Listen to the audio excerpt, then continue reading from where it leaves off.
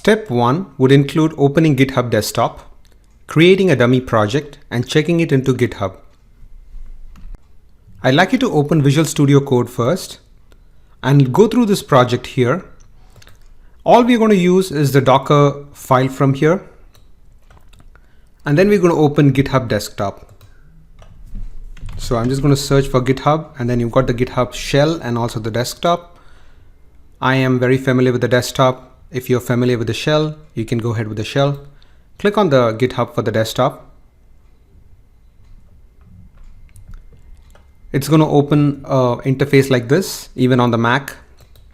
All you need to do is you need to say create. And then I'm just going to go into desktop, Docker. And then I'm going to create a project called Hello World Java. And I'm going to create a repository. So once it's done, I'm just going to publish it.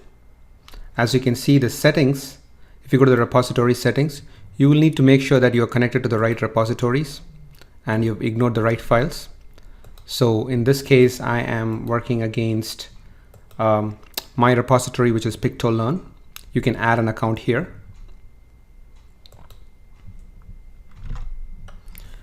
And then I'm just going to publish it for now.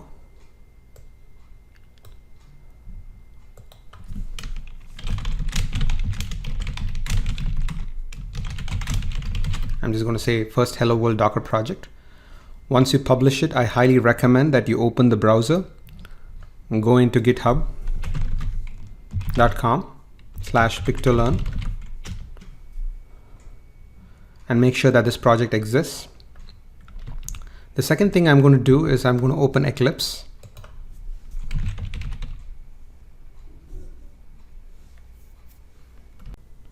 We're going to try this again, Eclipse. So I'm going to open Eclipse. The one thing I'm going to do is I'm going to open the workspace inside the Docker project.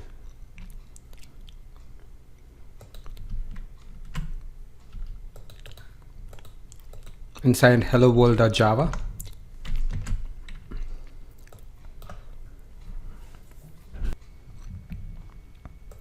This is a fresh installation of Eclipse, possibly the reason why you see it this way. I'm going to go into Preferences, go into Java, Build Path, Install JREs, and I'm going to make sure that this has the JDK. So if it doesn't have the JDK, I'm just going to go ahead and add it.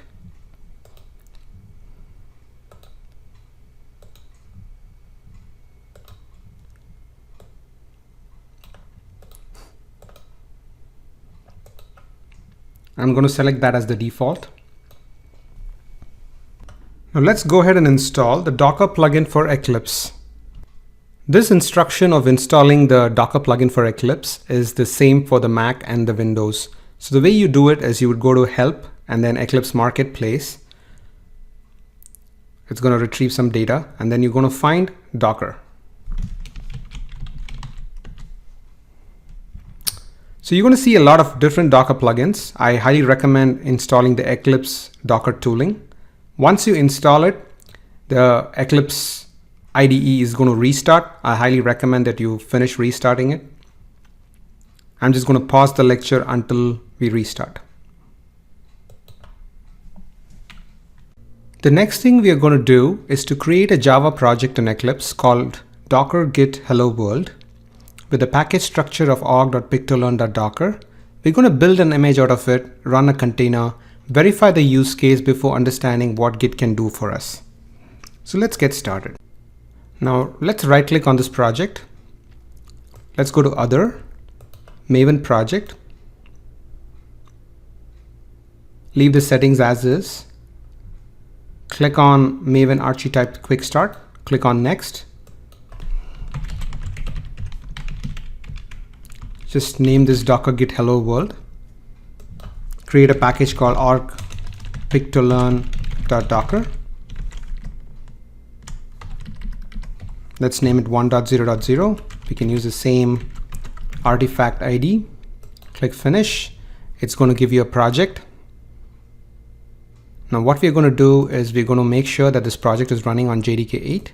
So right click on the properties, go into Java build path, go to libraries, click on JRE system library, edit it, and make sure that it is JDK 8.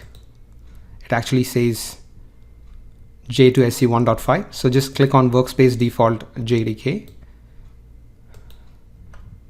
Make sure that you have JDK installed in case you haven't followed the previous instruction. So in this case, JDK 8 is already installed. So the next thing to do is you can delete whatever is there in source test Java. Go to pom.xml.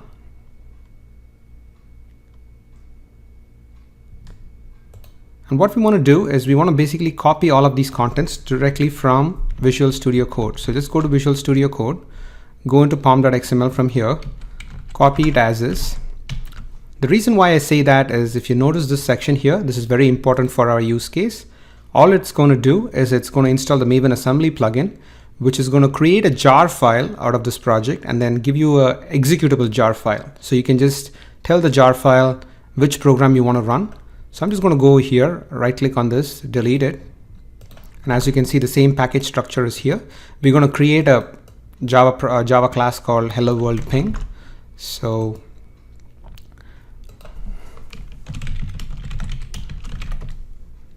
just to give you a brief idea of what this is doing, all this is doing is it's running a loop 100 times and it's going to print hello world ping.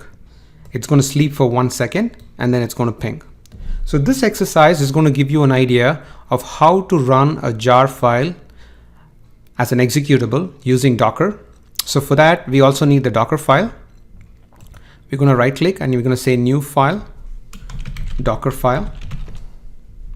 And then what we're going to do is we're going to go to the Docker file here. We're just going to copy it as is and then paste it here. So as a part of this exercise, we're going to create an image from an existing Ubuntu image. Ubuntu is nothing but a Linux kernel. And we're going to create an image from Ubuntu. So as I said, we're going to get the image from Ubuntu. The maintainer is nothing but the author of the file. What we're going to do is once we have the Ubuntu image, for people who are familiar with Ubuntu, they would know that the first thing to do is to upgrade the operating system to the latest and greatest patches. So what we are doing here is we are installing all the softwares required for us to run Java.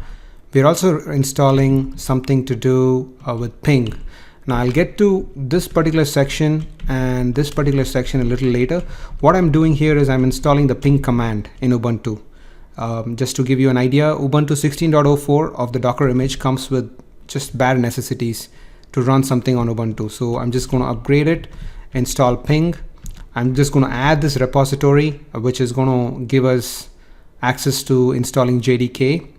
And then I'm installing the VI editor, the MySQL client. I will update you as to why this is being done in the future lectures. But overall, the idea here is to run this section which is highlighted. Basically, I'm going to install Oracle 8 JDK by accepting yes.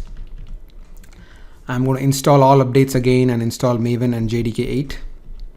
And then I'm going to move all the current files which you see here into this directory of Ubuntu called user local docker git hello world. And then I'm going to run a CD on that and then go and do Maven assembly. Now what this is going to do is after it copies all the files into that directory, it's going to run Maven assembly target and it's going to generate a jar file. The command apparently tells the Docker engine that this is the first command to run once a container is started from the image. So the difference between run and command is run is just a instruction to execute this instruction in the Linux terminal.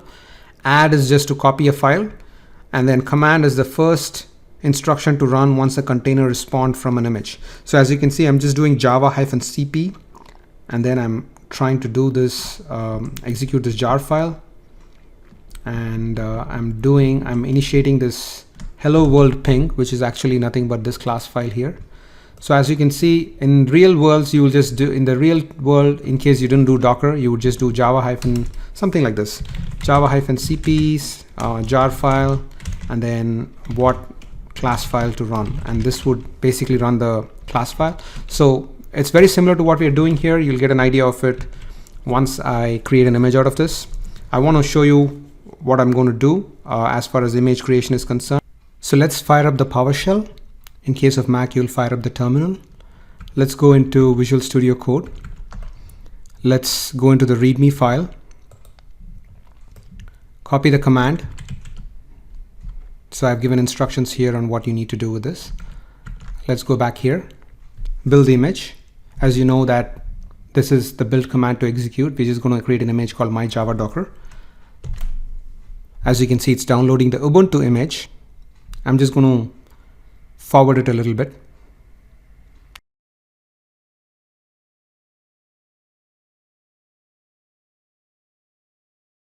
So at this point in time, the image was built. So let's take a look at the image. As you can see, this is called my Java Docker.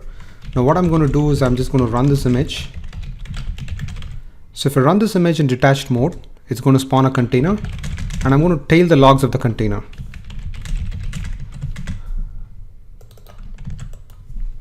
As you can see, it started to ping. So my goal here is going to be two things. One is I'm going to do an automated build whenever I make changes. Let's say, for example, I change, for example, hello world ping to hi world ping. Git should be able to find that out and then build an image automatically, which any team, let's say you are the development team, the QA team, or the engineering team, can download. So let me show you how this is done. The second thing I wanted to show you is when you build up a client like this, image like this, you can actually install so many other things. So even though the image is running right now, I can actually do -it and then /bin/bash. And I want to show you how this image looks like. So if I go into this file called Docker Hello World, you will see that all of the Docker file and all of the images is here. And also, if you go into this particular directory, you will see that there is a jar file which was built. As you can see, this is a jar file which was built by MAVEN. So what we're going to do is, the goal here is for you to understand that there is the VI editor. So you can just do hello.txt here, and then VI would going to come up. So the goal of this exercise is to basically let you know that we're going to build this image, ship it to GitHub, and Git is going to automatically build this image in the backend and keep it ready in case anybody in any other team needs to download it. So let's see how that's done. Just to summarize what we did here, we did build a custom Ubuntu image with the VI editor, the MySQL client, the ping installation, Maven, JDK 8. Now I want you to think about all other use cases in your company where you can use this feature. This will definitely simplify the deployment time. Imagine the number of hours or man hours wasted in trying to install, download Ubuntu, set up the virtual machines, etc., etc. So now that you're shipping an image, and we're going to see how Git is going to automatically do the continuous integration and keep the images ready, you will get an idea. But this is a prerequisite for you to understand the complexity of how things can be done so easily with Docker. Thank you for watching this lecture, and I look forward to seeing you in the next one.